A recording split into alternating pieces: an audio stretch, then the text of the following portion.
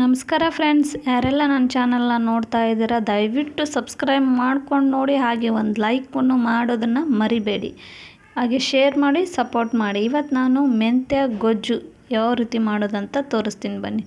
ನೋಡಿ, ಇಲ್ಲಿ ಒಂದೆರಡು ಟೊಮೆಟೊ ಇದ್ದು ಪ್ಯೂರಿ ಮಾಡಿಕೊಂಡು ಇಟ್ಕೊಂಡಿದ್ದೀನಿ. ಅದಕ್ಕೇ 1 ಸ್ಪೂನು ಎಳ್ಳು ಅಂತ ಹಾಕ್ಕೊಂಡಿದ್ದೀನಿ. ನೀವು ಬಿಳಿ ಎಳ್ಳಾದರೂ ಹಾಕ್ಕೊಳ್ಳಿ ಅಥವಾ ಕರಿ ಎಳ್ಳಾದರೂ ಹಾಕ್ಕೊಳ್ಳಿ, ಒಟ್ಟಿನಲ್ಲಿ ಎಳ್ಳನ್ನು ಹಾಕಿ. ಆನಂತರ 3ರಿಂದ 4 ಸ್ಪೂನ್ ಆಗೋಷ್ಟು ಕಡಲೆ ಬೀಜನ ಹಾಕ್ತಾಯಿದ್ದೀನಿ. ನೋಡಿ ಈ ರೀತಿಯಾಗಿ ಹಾಕ್ಕೊಳ್ಳಿ. ಬೇಕಾದರೆ ನಿಮಗೆ ಗೋಡಂಬಿ ಸಹ ಹಾಕ್ಕೊಳ್ಳಿ, ನಾ ಇಲ್ಲೇ ಹಾಕಿಲ್ಲ. ಅದನ್ನು ರುಬ್ಕೊಂಬನ್ನಿ. ಅಷ್ಟರಲ್ಲಿ ಒಂದು ಪ್ಯಾನ್ ಇಟ್ಕೊಳ್ಳಿ. ಅದಕ್ಕೆ 2ರಿಂದ 3 ಟೇಬಲ್ ಸ್ಪೂನ್ ಆಗೋಷ್ಟು ಎಣ್ಣೆನ ಹಾಕ್ಕೊಂಡು ಬೆಳ್ಳುಳ್ಳಿಯನ್ನು ಹಾಕಿ ಸಿಡಿಸಿ ಚೆನ್ನಾಗಿ. ಆನಂತರ ಒಂದು ಮೀಡಿಯಮ್ ಸೈಜ್ ಈರುಳ್ಳಿಯನ್ನು ತಗೊಂಡು ಚೆನ್ನಾಗಿ ಎರಡನ್ನು ಫ್ರೈ ಮಾಡ್ಕೊಳ್ಳಿ. ಬೆಳ್ಳುಳ್ಳಿ ಮತ್ತು ಈರುಳ್ಳಿ ಎರಡು ಚೆನ್ನಾಗಿ ಫ್ರೈ ಆಗಬೇಕು, ಹಸಿ ವಾಸನೆ ಹೋಗೋರು. ಸ್ವಲ್ಪ ಕಲರ್ ಬಂದ್ರೆ ಸಾಕು. ನೋಡಿರಿ, ಈಗ 2 ಫ್ರೈ ಆಗಿದ್ದಾವೆ. 1 ಕಟ್ಟು ಮೆಂತ್ಯ ಸೊಪ್ಪನ್ನು ತೊಗೊಂಡಿದ್ದೀನಿ, ಚೆನ್ನಾಗಿ ತೊಳೆದು ಹೆಚ್ಚಿಟ್ಕೊಂಡು.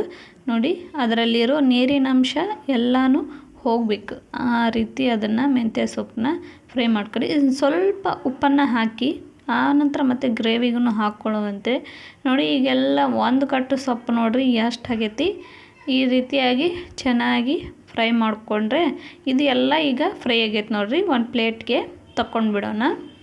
ನೋಡಿ, ಈ ಫ್ರೈ ಆಗಿದ್ದೆಲ್ಲ ಅದನ್ನು ಒಂದು ಪ್ಲೇಟ್ಗೆ ತಕ್ಕೊಂಡು ಇಟ್ಕೊಂಬಿಡಿ. ಅದೇ ಪ್ಯಾನ್ಗೆ ಮತ್ತೆ 1-2 ಸ್ಪೂನ್ ಎಣ್ಣೆಯನ್ನು ಹಾಕಿ, ಆನಂತರ ಸಾಸಿವೆ ಜೀರಿಗೆಯನ್ನು ಹಾಕಿ, ಆನಂತರ ಬೆಳ್ಳುಳ್ಳಿಯನ್ನು ಕೂಡ ಹಾಕ್ಕೊಳ್ಳಿ. ಆನಂತರ ಇದಕ್ಕೆ ನಿಮ್ಮ ಖಾರ ನೋಡಿರಿ ಎಷ್ಟು ಬೇಕಷ್ಟು ಹಾಕ್ಕೊರಿ. ನಾನಿಲ್ಲಿ 2 ಸ್ಪೂನು ಮಸಾಲೆ ಖಾರನ ಹಾಕ್ಕೊಂಡಿದ್ದೀನಿ. ನೋಡಿ, ಈಗ ಚೆನ್ನಾಗಿ ಈ ರೀತಿಯಾಗಿ ಬಾಡಿಸ್ಕೊಳ್ಳಿ. ಅದನ್ನು ಸೀದೋಗೋಕ್ಕೆ ಬಿಡಬೇಡಿ. ಬೇಕಂದರೆ ಸ್ಟವ್ ಬೇಕಾದರೆ ಆಫ್ ಮಾಡ್ಕೊಳ್ಳಿ, ಆನಂತರ ಮತ್ತೆ ಆನ್ ಮಾಡ್ಕೊಳ್ಬೋದು. ನೋಡಿ, ಈಗ ನಾವು ಆಗಲೇ ಟೊಮೆಟೊ ಪ್ಯೂರಿ, ಶೇಂಗಾ, ಕಡಲೆ ಬೀಜ ಮತ್ತು ಎಳ್ಳು ಹಾಕಿ ರುಬ್ಕೊಂಡ್ಬಂದಿದ್ವಲ್ಲ, ಆ ಮಸಾಲೆಯನ್ನು ಇದಕ್ಕೇ ಸೇರಿಸ್ಕೊಳ್ಳಿ. ಚೆನ್ನಾಗಿ ಅದು ಖಾರ ಎಲ್ಲ ಮಸಾಲೆ ಎಲ್ಲ ಚೆನ್ನಾಗಿ ಹೊಂದ್ಕೋಬೇಕು. ಆ ರೀತಿಯಾಗಿ ಕಲಸಿ ಬಾಡಿಸಿ ಅದನ್ನು. ನೋಡಿ, ಈ ರೀತಿಯಾಗಿ ಬಾಡಿಸ್ಕೊಳ್ಳಿ. ಇದು ಒಂದು ಸ್ವಲ್ಪ ಕುದೀಲಿ, ಸ್ವಲ್ಪ ಮುಚ್ಚಿಟ್ಬಿಡೋಣ. ನೋಡಿರಿ, 2ರಿಂದ 3 ನಿಮಿಷ ಕುದ್ರೆ ಅದು ಚೆನ್ನಾಗಿ ಮಸಾಲೆ ಎಲ್ಲ ಫ್ರೈ ಆಗಿ ಎಣ್ಣೆ ಬಿಡಲಿಕ್ಕೆ ಸ್ಟಾರ್ಟ್ ಆಗುತ್ತೆ. ನೋಡಿ, ಈಗ ಎಷ್ಟು ಚೆನ್ನಾಗಿ ಕುದಿ ಬಂದಿದೆ. ಮಸಾಲೆ ಅಂತೂ ರೆಡಿಯಾಗಿದೆ ಅಂತ ಅರ್ಥ. ನೋಡಿರಿ, ಎಷ್ಟು ಥಿಕ್ಕಾಗಿ ಬಂದಿದೆ. ನೋಡಿ, ತುಂಬ ಟೇಸ್ಟಿಯಾಗಿ ಬರುತ್ತೆ, ಟ್ರೈ ಮಾಡಿ. ನೋಡಿರಿ, ಇಲ್ಲಿ ನಾನು 1 ಲೋಟ ನೀರನ್ನು ಹಾಕಿದ್ದೀನಿ. ನೋಡಿ, ಅದಕ್ಕೇ ಸ್ವಲ್ಪ ಗರಂ ಮಸಾಲನ ಹಾಕಿದ್ದೀನಿ.